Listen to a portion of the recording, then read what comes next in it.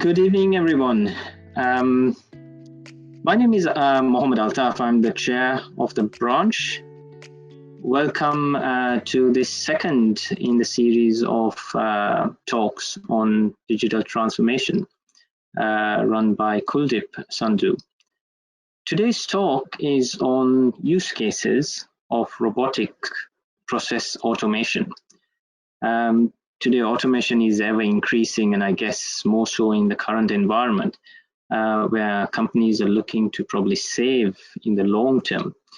But does it all go to plan? Well, we have Kuldip to explain more on that. Just a little bit of Kuldip. Kuldip is a digital IT transformation and change practice development advisor. With over 25 years of experience in many sectors, from banking to higher education. He's here to educate us on the next topic on this series, actually. So thank you, Kuldip, for that. Just a very quick one is, if you have any questions or comments, please put it down in that questions tab, and we'll get these answered at the end of the session. Right, so I will now hand you over on to Kuldip. Thank you, Kuldip. Thank you, Mohammed Altaf. Thank you for having me back again. This is webinar number 2, and thank you for everybody attending and listening to me again. In this webinar, I'm going to be covering a couple of topics, as Mohammed has already mentioned: RPA, Robotic Process Automation, and we have a live demo. And also, I'm going to cover a topic called BizDevSecOps, and I'll clarify what that means when I get to it. I would like to just stress that the two topic areas are, I'm going to go through at quite a high level. There's a lot of material and insight here. So, you can either follow up with me afterwards, or I've already been talking to Ram and Altaf about maybe doing a deeper dive in these areas in the new year. So thank you for that. Just a little bit about me. I won't dwell too much on that. I've been working in industry, in management consultancy, and in as an interim for a number of years. I set up my business called Innovative Quality Solutions, or IQS as I call it, a few years ago now, and we really sit in that sweet spot where we help organizations develop their digital and IT transformation strategies, and then go and try to implement them with our partner ecosystem.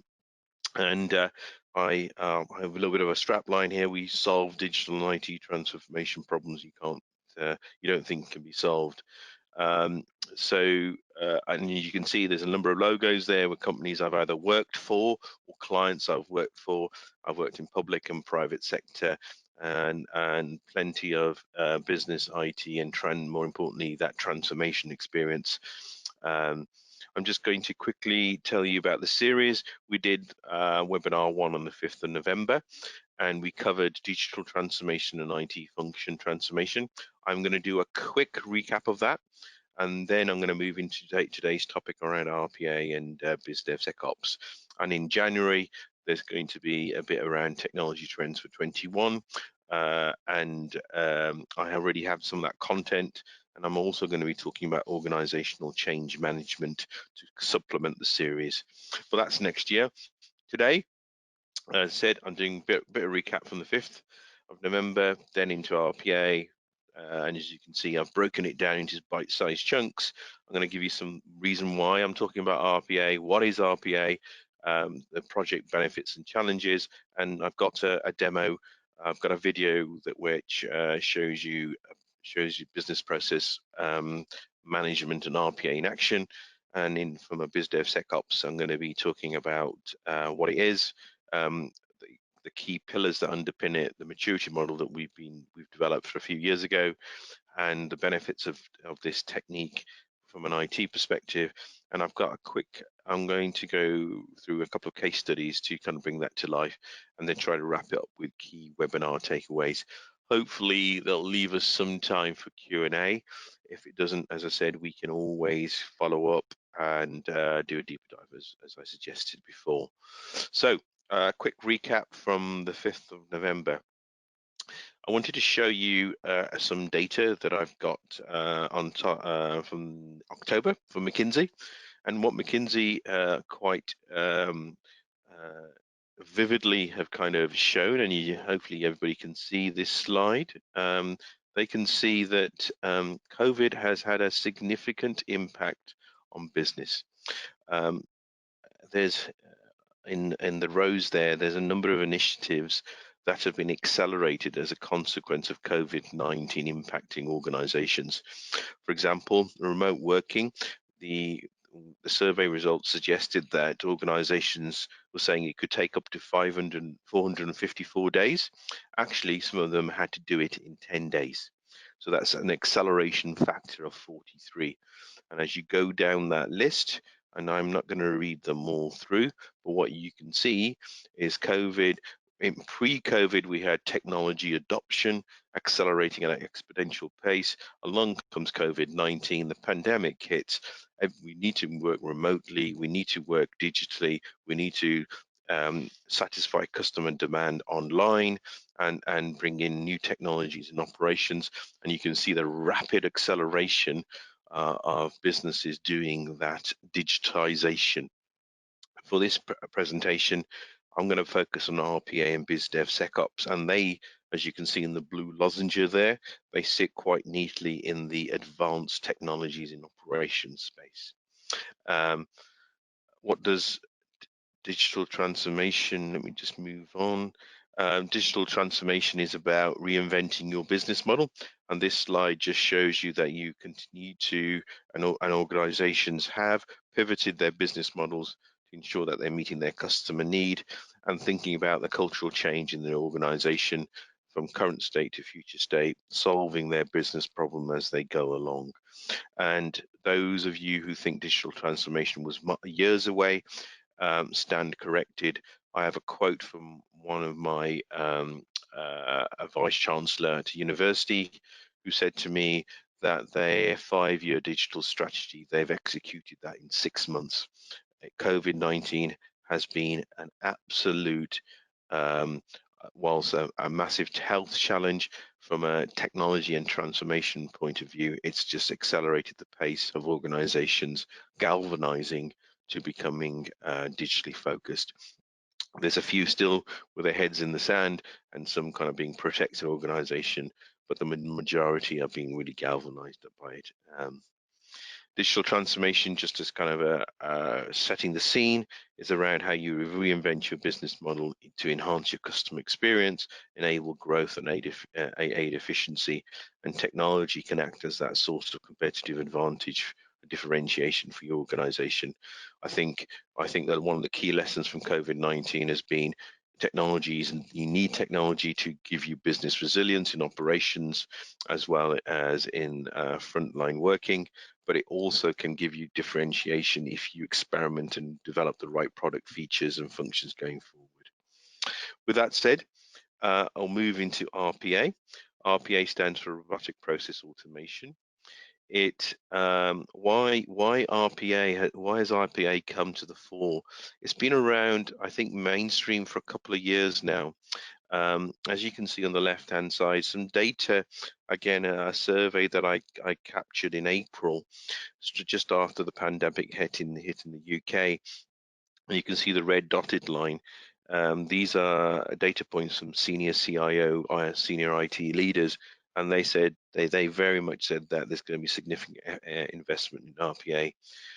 On the far right hand side, you can see some data points that I captured from senior leaders I've been engaged with, and they put from my webinars that I've been doing. I've done something like 8 to 10 webinars over the last 10 months, and they put RPA as the top thing they would want to talk to. I have done a full RPA webinar, which I can share with you on details, and I said this is a snapshot, but a lot of those topic areas there on that in that graph are things that we as IQS and my business, we've been covering over the last few months. Just to say, RPA is not new. It's been, I think it's been predominant in the banking and financial sector, pharma, healthcare, and a little bit in IT and telecoms, and is now, I think, as investment in technology continues to enable digital business initiatives, it will continue to come to the forefront. And digitization and RPA is really, it's a support or an aid to digital transformation. RPA digitizes, i.e. it's about improving business processes and then automating them so you get effectiveness and efficiency. And then that's the strap line I've given at the bottom there. Just to kind of really draw out the difference between digital transformation and digitization. As I said, digital transformation is really about thinking how you need to pivot, think about delivering your business model and your products and services associated it with bringing in technology innovation at pace, whereas RPA is about digitization, business process improvement, and then automating those business processes so that you get that effectiveness and efficiency. As a definition, here's the Wikipedia definition. Excuse me, I just flip back. RPA is the application of technology, as in some form of computer software, robot, that can be configured to intelligently enhance a transaction. And it can also, so it gives you the ability to automate human activity, and also it will enhance your data because you won't be prone to human error.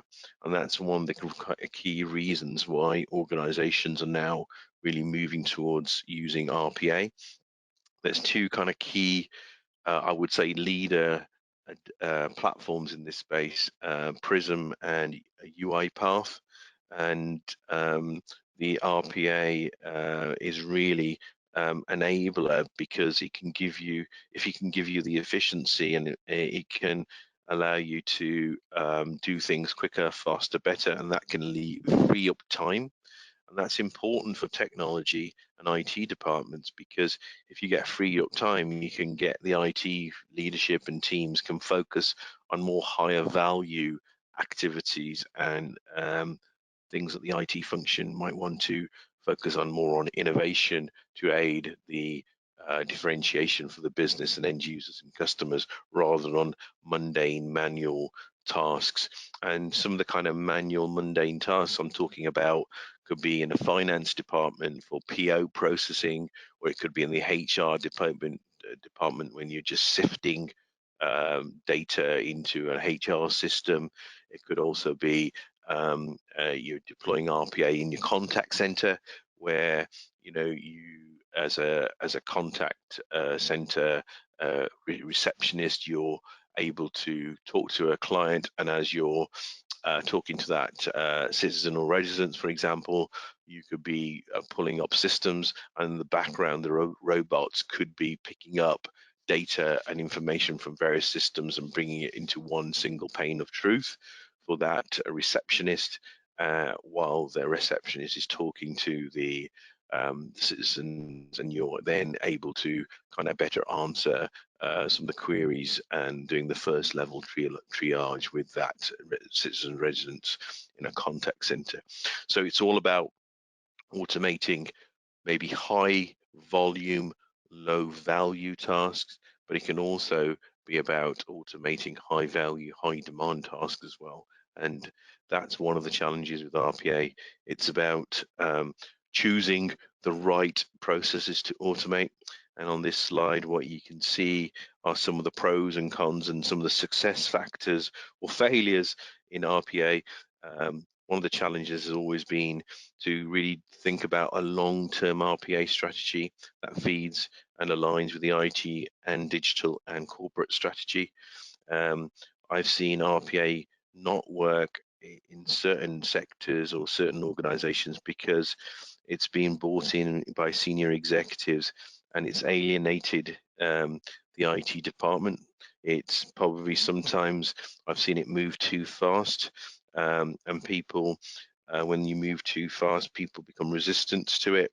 They don't know, they feel that it's going to impact their job, it's going to take away their job, the things that they do, whereas it should allow them to go and focus on higher value jobs and upskilling and reskilling themselves. So it's so important about setting expectations. And I think some of the success factors like we've seen in our RPA is kind of educating employees that it's not about stealing their jobs. It's about also involving external partners.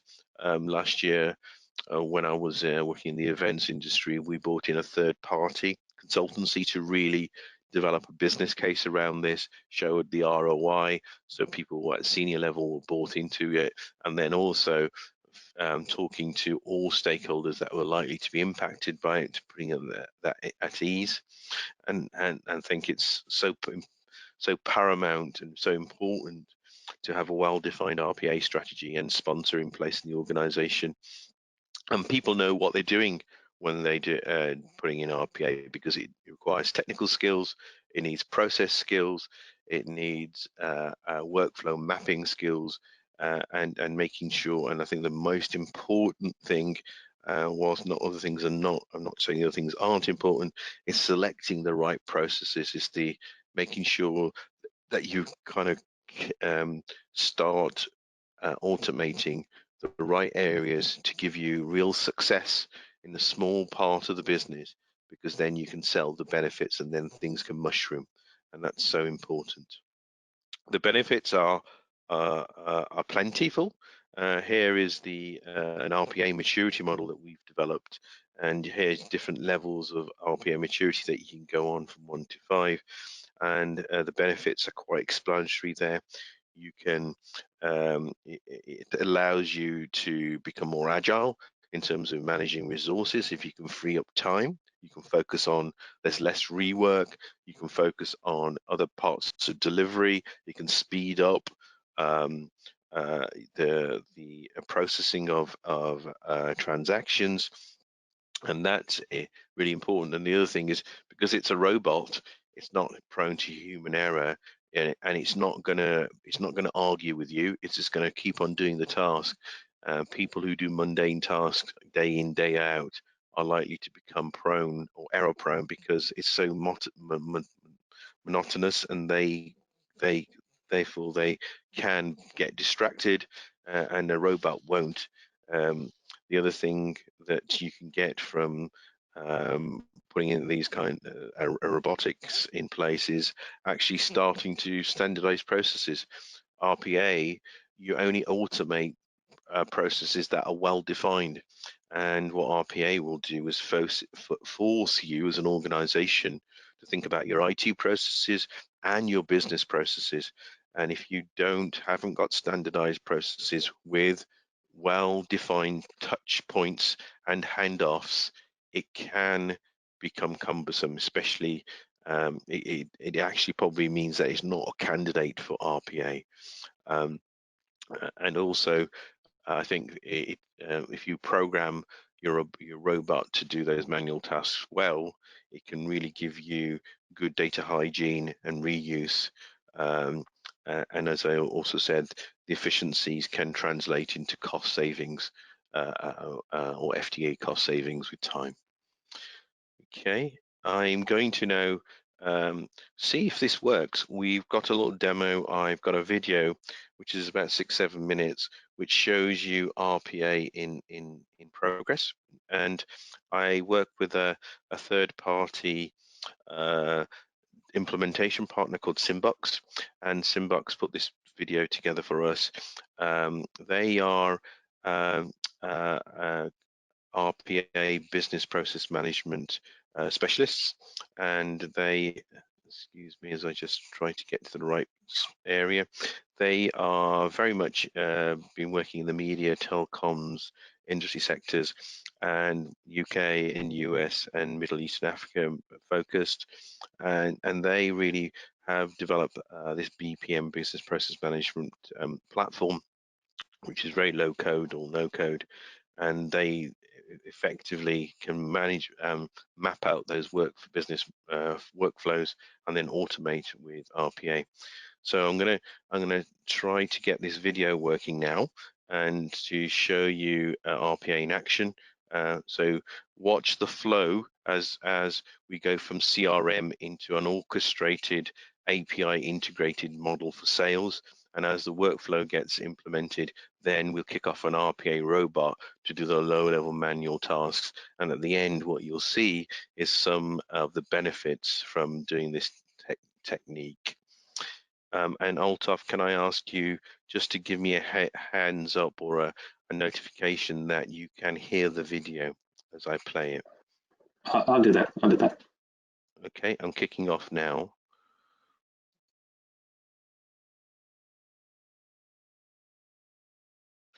Great, thank you.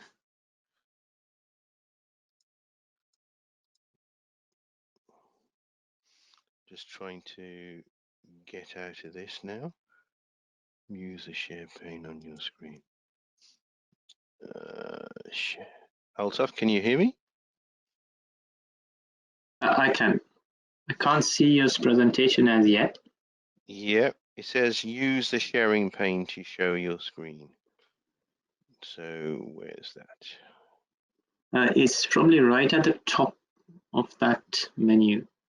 Share, stop sharing video.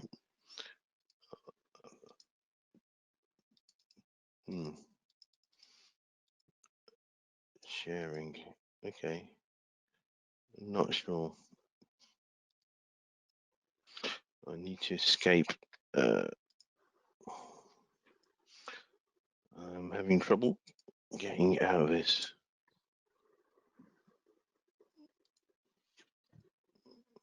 It doesn't allow me to escape from the video. Can you turn off YouTube?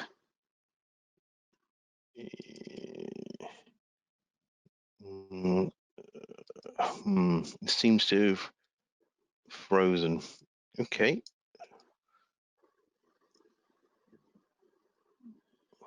Unfortunately, I can't do anything from my end. Yeah, I'm just wondering, use the share pane. Okay, just give me a second.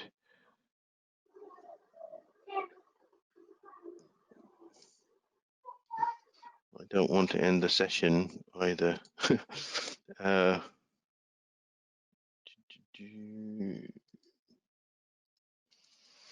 There's a button that says stop sharing video and it's not working.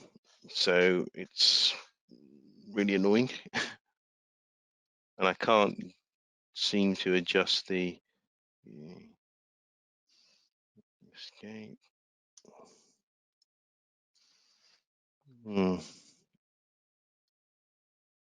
Just thinking what the options could be. Task manager. Give me a... Sorry about this. We're trying to just find.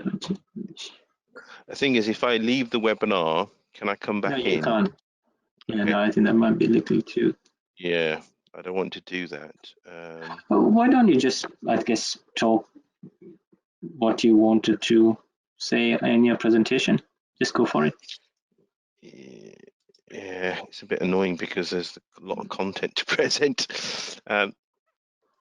Do you want to send that presentation quickly to me? I can. It's done it now. Yeah. It just, can you see my screen now with the presentation? Not yet. Okay. What about now? Now? No. No?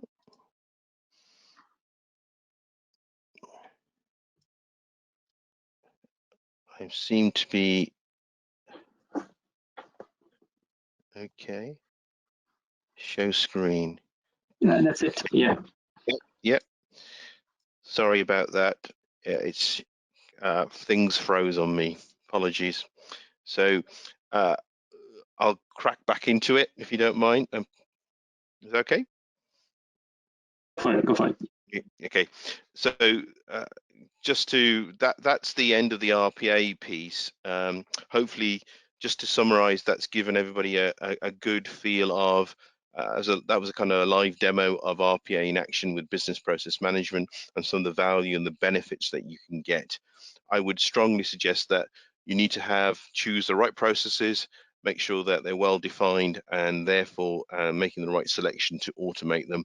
But you can see from that example with Simbox, there was a workflow defined, there was an RPA doing the manual task, and you know, if you've got a robot that can work 24/7, that's going to give you efficiency and cost savings in the long term. I'm going to now move on to my second topic, which I'm just looking at time. I think what we're going to do is now focus on BizDevSecOps. And BizDevSecOps is just an extension of DevOps. I hope some of you out there are familiar with DevOps, but I'll start with DevOps and then talk about how you need to incorporate security into that. And Biz is the business. You need to have DevOps, and from an DevSecOps, from an IT perspective, closely working with the business to give you some of the tangible benefits of this space. So DevOps is a culture and it's a practice that was born out of. Oh, can you still hear me? I had a little buzz. I can hear you. Yes. Yeah. So DevOps was born out of getting development and operations in IT to work better together, to collaborate in a better way. Development is traditionally all about change and new functions and features, whereas and therefore agility, whereas operations is usually typically about stability, ensuring that whatever comes from development gets pushed into live, it's supported and it's well maintained. But there's an argument that there's that kind of gate between the two. The two need to work better and closer so that you can get continuous integration and working in a more agile fashion. And the DevOps movement really, for me, started kicking. It's been around since 2010, but it really took off in 2015. And I think some of the larger banking organizations have really taken DevOps to heart. My mantra on this is DevOps is a cultural way of working, and you can see there's loads of quotes there. I'm not going to go through all those quotes, but DevOps is how you collaborate, how you share, how you communicate, how you work better between development and operations. And my extension is that in this kind of volatile change world, we need to ensure that security is brought into it, so making sure everything, all the products and services that we develop are secure. And importantly, we need to align it to the business. And I'll try to show you a diagram that brings that together. In this diagram, what I've shown here is the business working with development and operations. Agile typically will fix that business to IT link. So this is where you're developing a product backlog with either with requirements and functions and features and story use cases and stories, and they then get agreed with IT in terms of what features and functions will be burnt down and developed.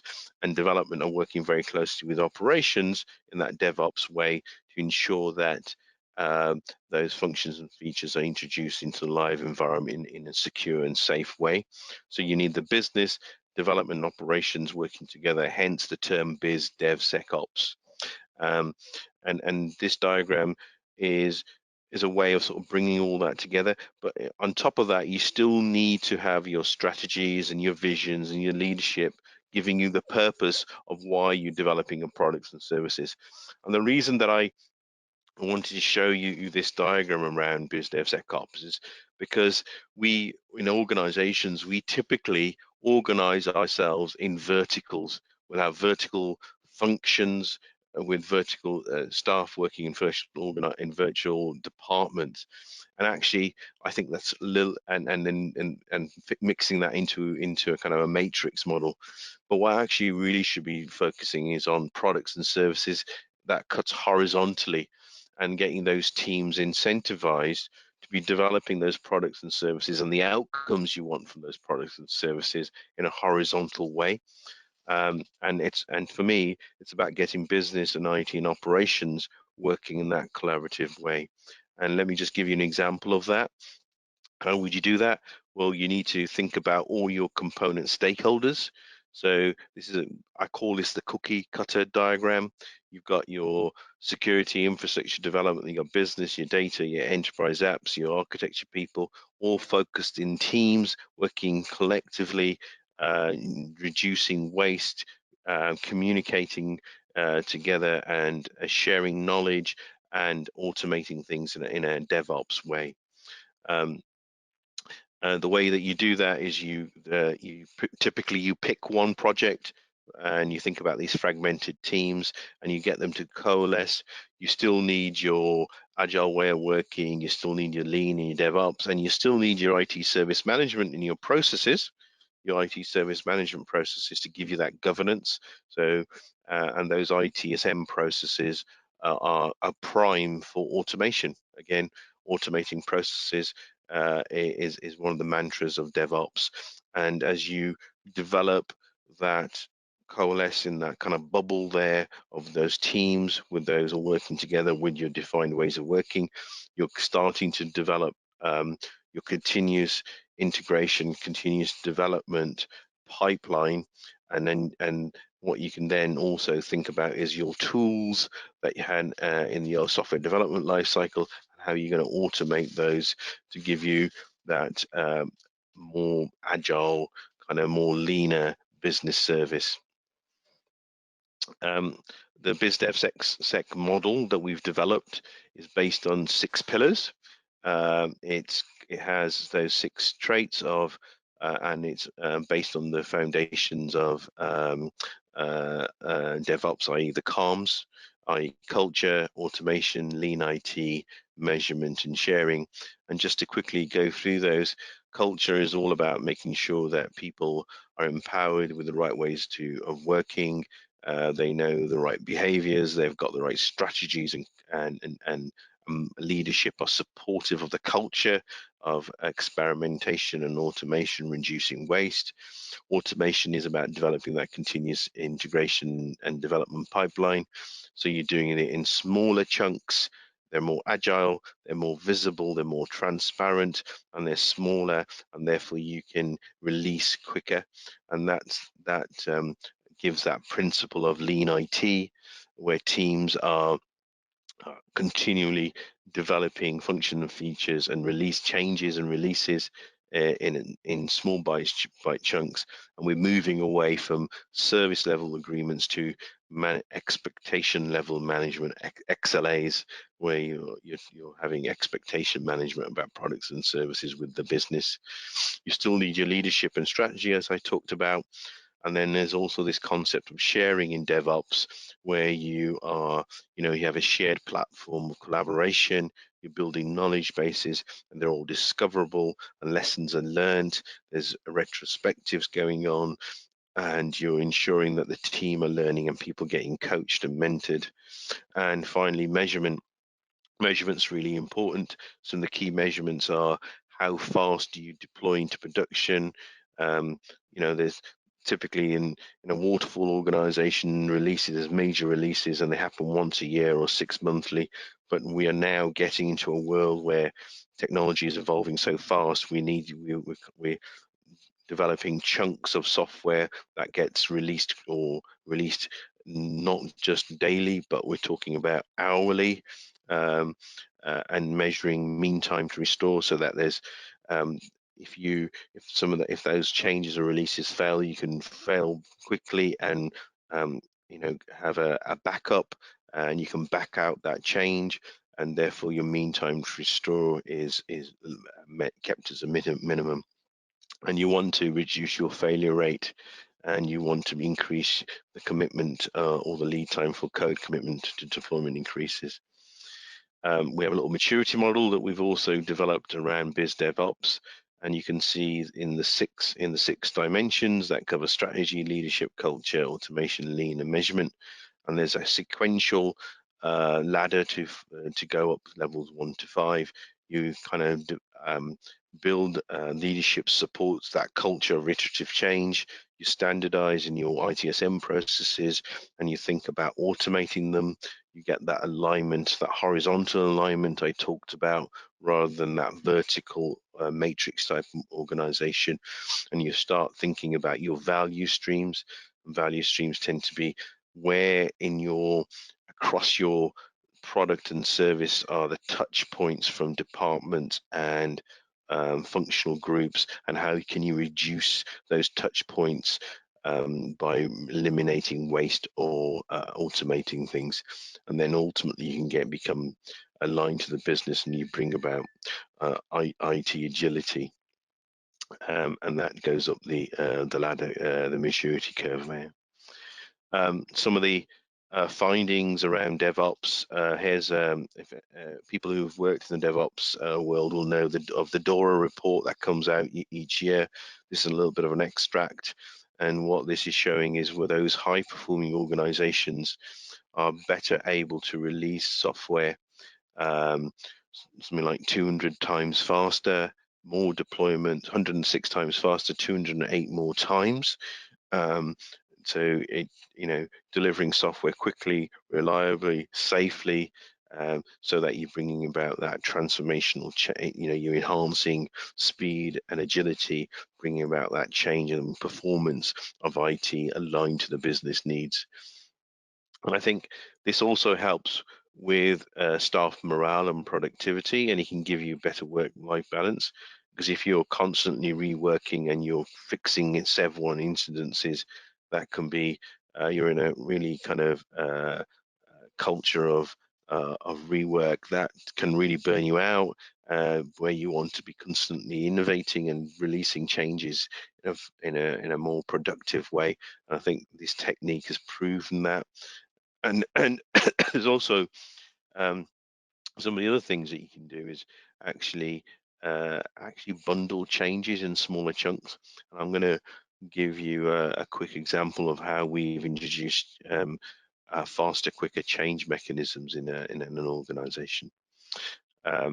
Just to finalize on the benefits, high customer satisfaction, business driven, reduction in optimal value, but reducing risk because you're iterating faster, you're engaging with your customers more frequently, and you've got feedback loops as well, and your time to market gets reduced as well, shorter time to market, and efficient IT operations, less siloed thinking, more horizontal focus as well.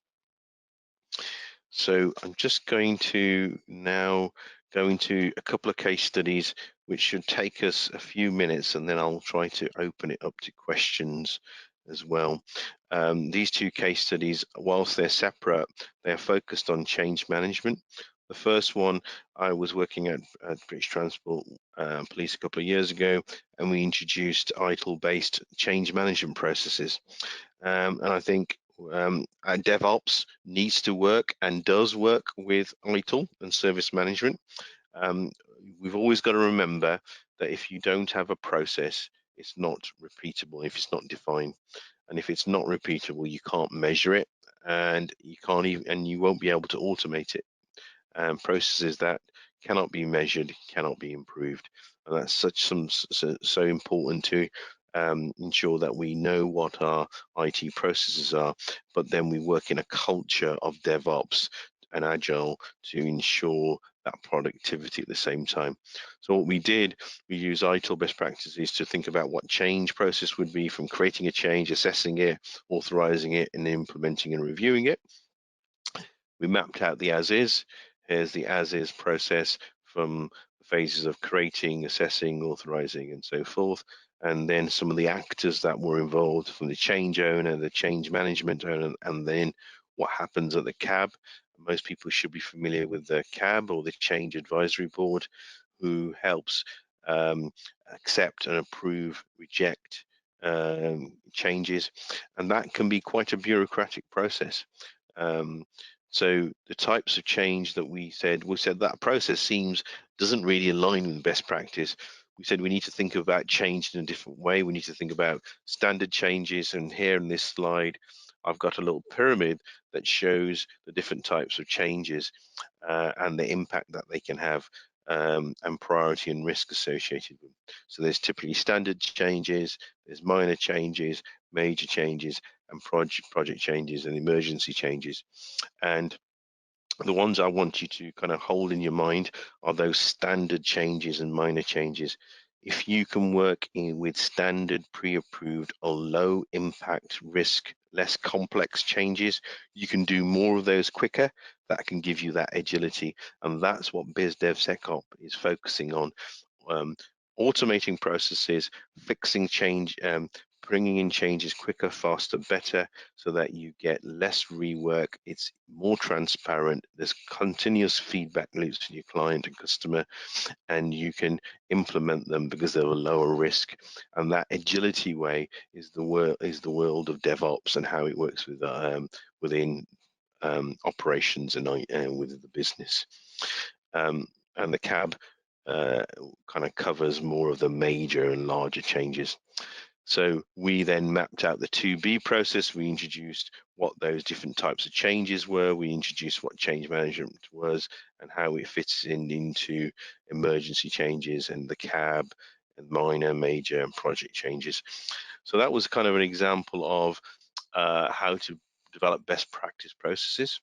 But the step change to move into a DevOps world was this second case study. And this was in a heavily regulated banking environment. And what we did here is we introduced the concept of the Agile change template. So if you remember, I was talking about those low risk standard changes or low risk changes. And what we did here is we said, well, we can automate that those changes through a template. We created this Agile change template, which took all the data for those changes, and we automated it, and we put some governance around it. And some of the outcomes, and the biggest bang for the buck there was it didn't require CAB approval or any additional documentation, because it captured all the information we needed, and it kind of fitted into the kind of standard changes.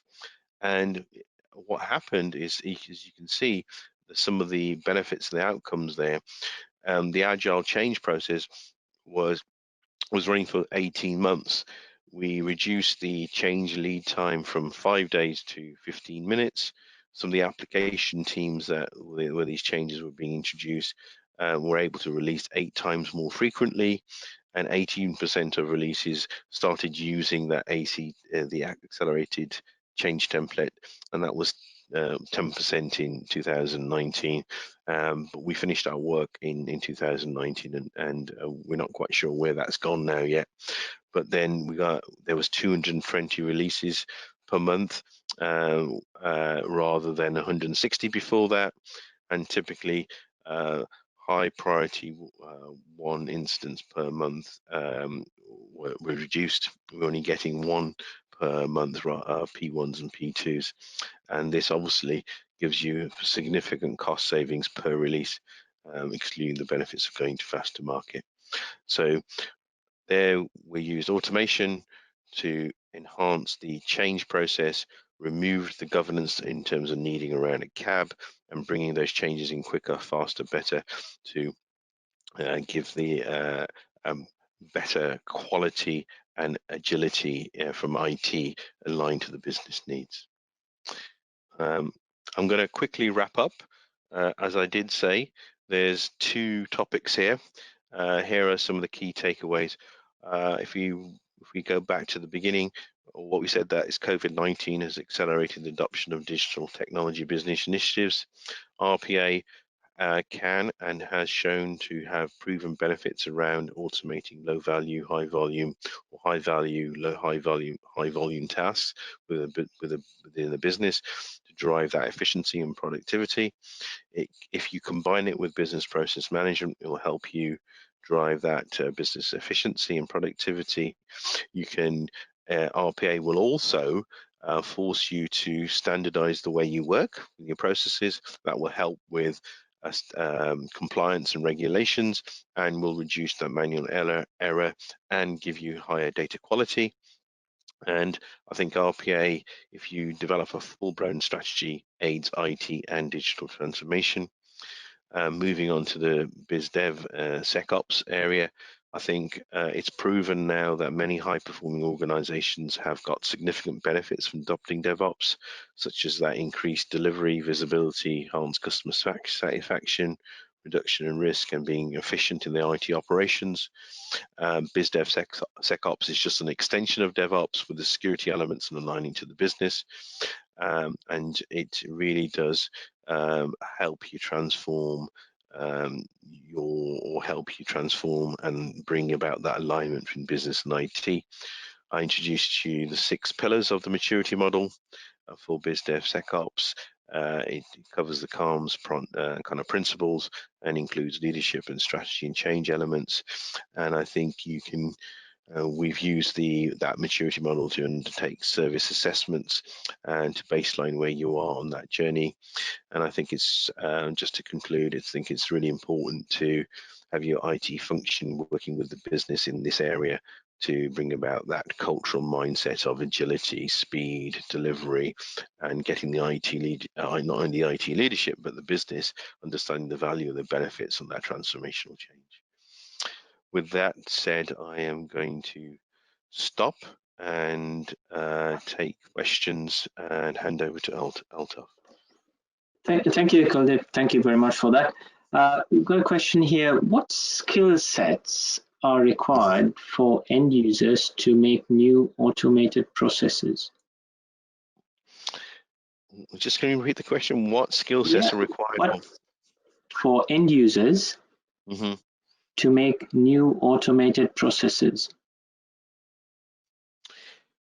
Well, I think there's a whole raft of skills, and if you get your product and your service right, your end users should be getting a great experience, right?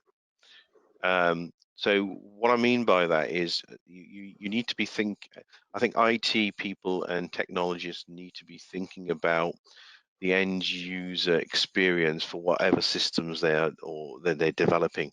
So that means not only performance and stability, but it's things like click-throughs and how quickly can I navigate between a pane and a window.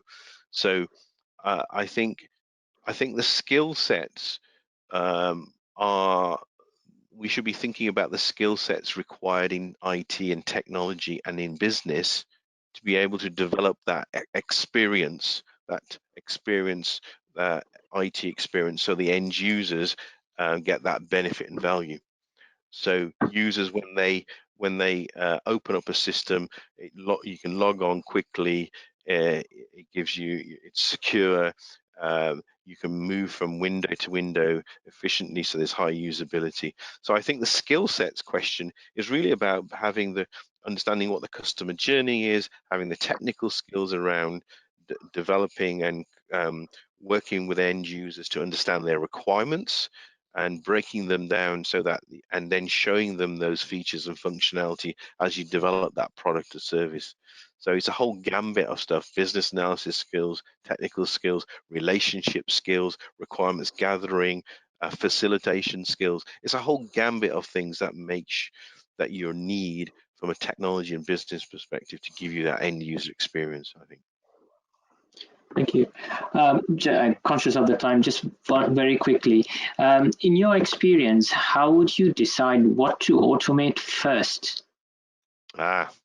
Right. I would always think about the high volume, the low value manual tasks. So some of the processes that I've seen.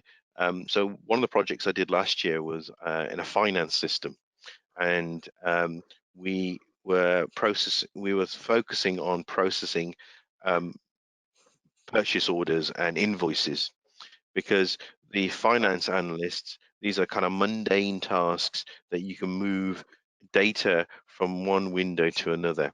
You know, it could be the PO number, it could be the address of the client. So processes where it requires where somebody's it's kind of quite mundane, it's quite high volume, it happens all the time. So finance processes is a really good one. Is a good area to focus in on first, and that was one of the ones I did last year. The other areas I really think are, you know, you can think of robotics on a help desk. I was giving you the example of a contact center. In a contact center, you can get a call in, and you might want to use robotics or sitting in the background to pull up a number of one or many systems. So when a call comes into a contact center, the person who picks up that call sometimes manually has to call or bring up 10 to 11 screens of different systems. There could be you know, a finance system to a youth offending system. So if we can use robotics there to help draw out what data you need to give the information that the resident may be wanting, that's a great use case. And I've seen that has become a real core business project for well-defined processes in the contact center. So the other ones you could think about are procurement, HR. There's HR manual processes, procurement, finance, contact center. Those are the key ones that I've seen as the ones that I've seen some real good use cases.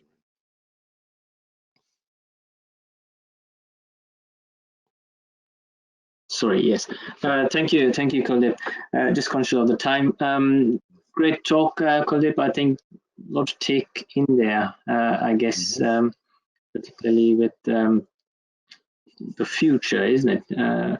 Where would that sit? Is it going to increase in terms of automation because of the current situation, you know, and things like that? So quite a lot to, I guess, think how. I think yeah, it is. So the thing to think about is if as businesses have been impacted by COVID, there's lots of investment going in technology, and especially around operations and business resiliency. As we come out of that, I think there'll be continued investment in techniques and solutions like RPA, because I think there's going to be, can we reduce costs and get efficiency from technology, but also can we use technology in a more advanced strategic way? So there's going to be some organizations looking at one or more or both, or maybe some focusing more on cost reduction. It depends. Great. Again, thank you, Kuldip, for that interesting talk, and thank you everyone for attending. I will be closing this presentation. Please keep looking at our website. We've got our next event, I think on the 15th, on remote working and video conferencing. Is it here to stay? So please, if you haven't signed up, please sign up for it. And we've got Kuldip's next one in January. So look forward to seeing you there. Thank you. Thank you, Altaf.